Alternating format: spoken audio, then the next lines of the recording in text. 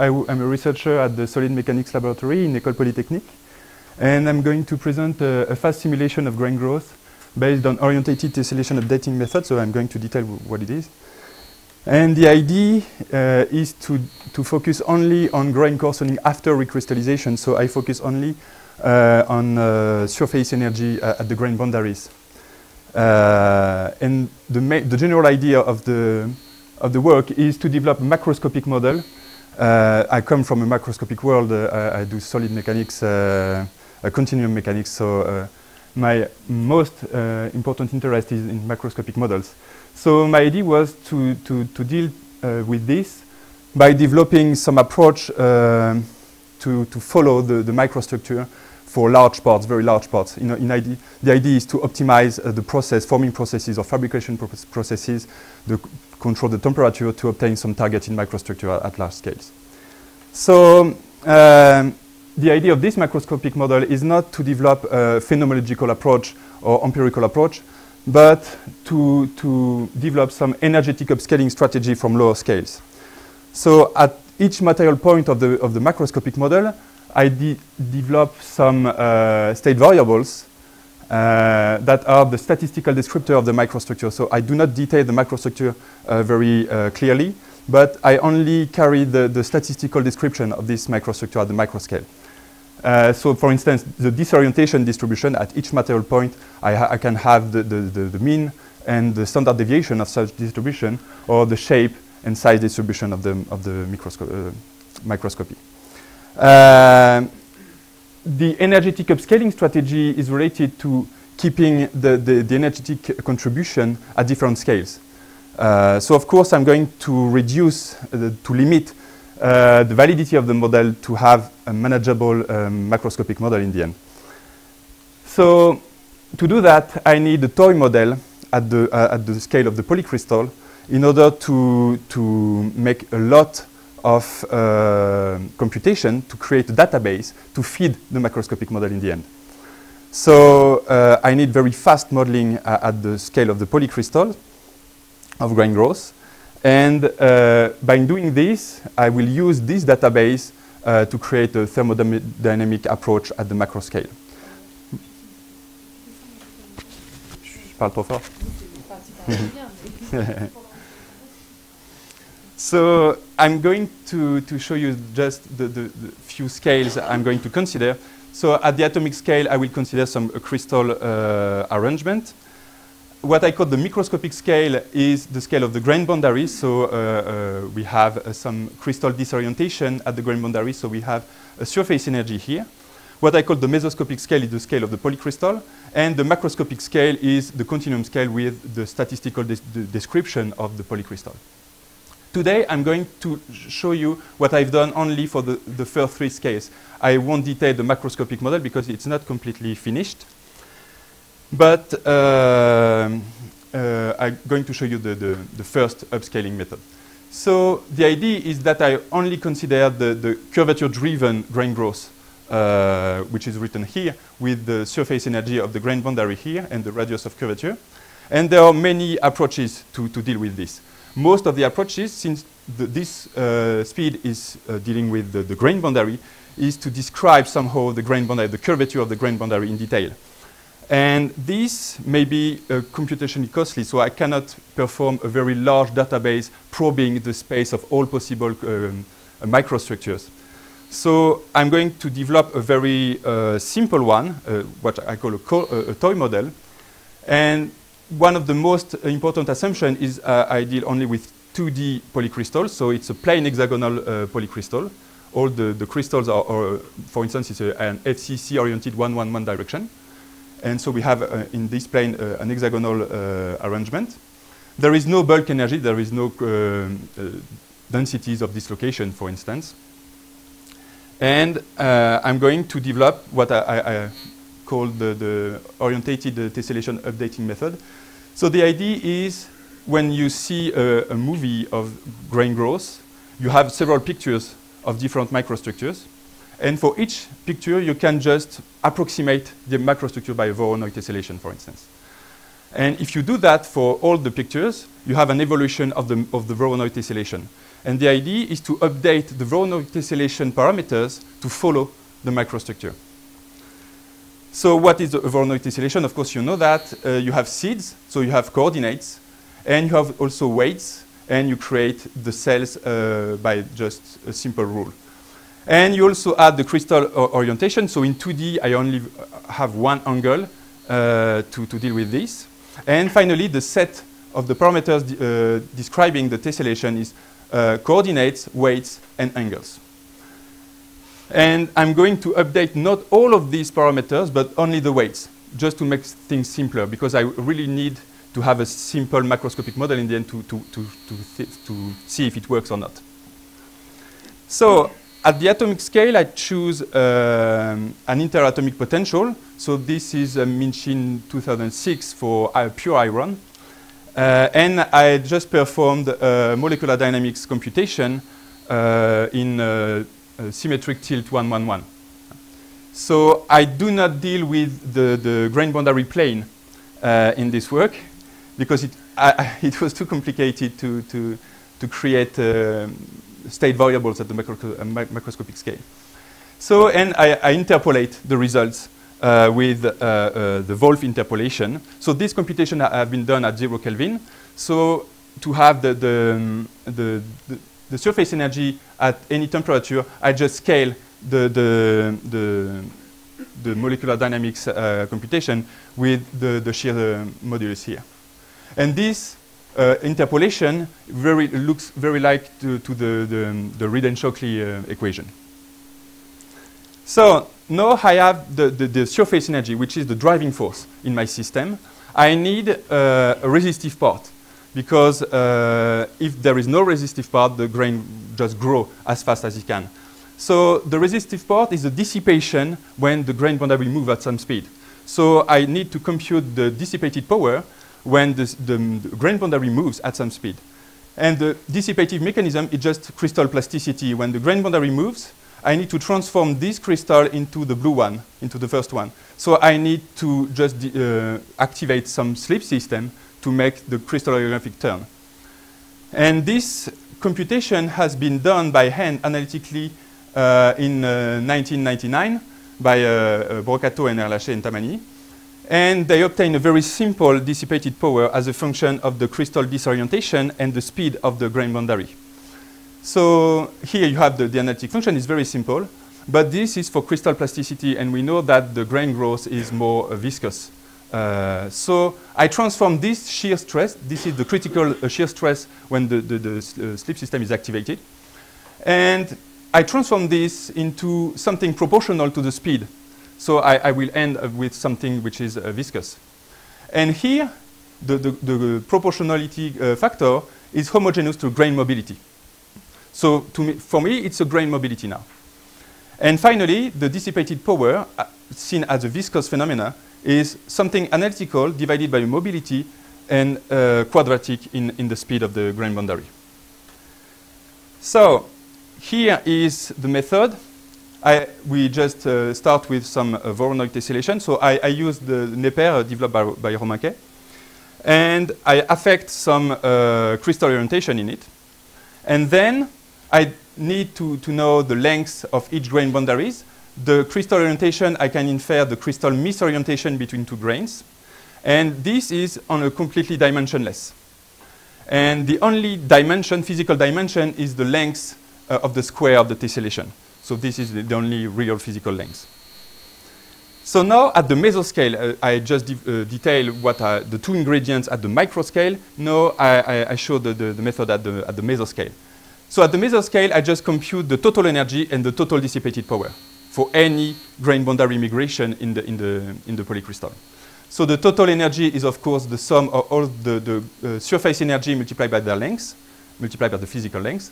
And the total dissipation for any speed is the total, the sum of all the dissipation relative to, with respect to their own speed.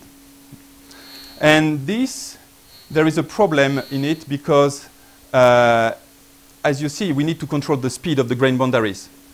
And I do not control the speed of the grain boundaries because I only control the weights. And when you activate one weight, you grow several grain boundaries at each time. So you need a relationship between the speed of the grain boundaries and the weights.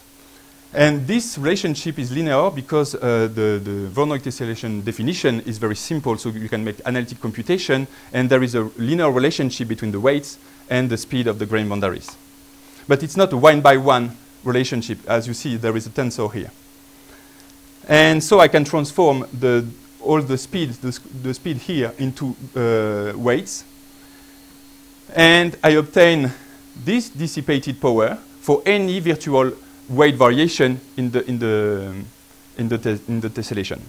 And this is only a dimensionless tensor, which completely depends on the tessellation parameters. So now I have the two ingredients, energy and dissipation. I need some evolution law, and of course I will try with first and second law of thermodynamics, and I give the balance equation here. So this balance equation, when you just plug this into this, you obtain this relation. This is a constraint. The evolution law should verify this balance equation. And now the evolution law, what it is I just maximize the dissipation in the system. If I maximize the dissipation in the system, I will have the strongest decrease of the energy in the end because of the evolution law, because of the balance equation. So I maximize the dissipation under the constraint of the evolution law. And you can do this by hand. It's quite straightforward. And you obtain the evolution law. That means the variation of the weights here as a function of the surface energy at 0 Kelvin and the variation of the length when you vary the weights. And this gradient here is computed analytically because of the very definition of the orientated tessellation. So here you see that all the temperature dependence are here. And this is a tensor that only depends, it's dimensionless, it only depends on the orientated tessellation parameters. And here you see there is a size effect. The L naught, the only physical length in the system, is here. So that means that the speed of evolution will depend on the real size of the grains. If you take two exact similar tessellation, depending on the size you affect, the physical size of the grains, it will affect the speed of the growth. So now we need to calibrate. Just I forgot to mention these techniques have already been developed in the past. This updating tessellation method, and the main difference is that I use an energetic framework to deal with the growth, because usually they use the curvature-driven growth. But as I said, you do not control the speed of the grain boundaries, and there is no curvature in the Voronoi tessellation. So I feel that the energetic framework is more convenient for such an approach. Now, how do you calibrate the mobility? In the dissipation, I introduce a mobility, but I'm not sure it's the same as the mobility we define for the curvature-driven evolution. So I compare two similar situations. This is the typical grain shrinkage for curvature-driven mobility here. And this is a similar approximation. It's an approximation of the circular grain. And this, you can do the computation completely by hand. It's very simple. And you obtain this relationship between the curvature-driven mobility that is here in the curvature-driven evolution law and the mobility I introduced in my model. And you see, it's not it's not equal. There is a function that should be taken into account. This function arises in the dissipation because of the plastic slip system. But if you measure this one at some crystallographic disorientation, you can infer a value for the mobility in the model. So here is some results. So you start with some Voronoi tessellation with orientation. So since it's plain hexagonal, the orientation are going from 0 to 60 degrees because it's periodic every 60 degrees. And you start with this, and you just let the time go. The mobility here has been calibrated with pure iron in the work of Sinclair and Brechet, I think. So it depends on temperature also. And you see the growth. And this, you can compute this very, very quickly. Here, the main computation, the most computationally cost, the computational cost is mostly due to the way I program that. I mean, I use Neper, and Neper create a text file, and then I read the text file to update. And so, if we plug the code directly as a module of Neper, it will go much faster than the actual computation time. Here is some results at 7. The temperature is a bit lower, so you see that it doesn't evolve because the mobility is too low. So that means the dissipation is very high because it's 1 over mobility in the dissipation. That means the cost of by means of dissipation is too high when the temperature is too low. So it doesn't evolve because even if the system would have the driving force, the dissipation is so high that it's not efficient for the energetic content. So here is some other examples. And now I'm just focused on some improvements because I simplified a lot the validity of the model because I just remove everything. I just keep the core of the system, which is the curvature-driven growth. So the first improvement is, of course, going to 3D. In this step, I just avoid to go to 3D initially because I didn't want to have too many state variables at the macroscopic scale. But now I know it's working in 2D. It's not so bad to go to 3D for the mesoscopic model because Voronoi tessellation really works very well in 3D. And updating the weights in 3D or in 2D is exactly the same thing, actually. I could add also energy attached to the triple points that I completely neglect here. Of course, I need to introduce some bulk energy like density of dislocation in each grain, for instance, which is also completely neglected here. And we can also, instead of just updating the weights of the tessellation, we can also update the seeds, the position of the seeds, to deform the grains more. Of course, I also neglected the rotation of crystal orientation. For instance, for very, very small grains, maybe it's more efficient to just turn the grain instead of growing. And to turn the grain, you need to calculate the activated slip system to just turn the grain.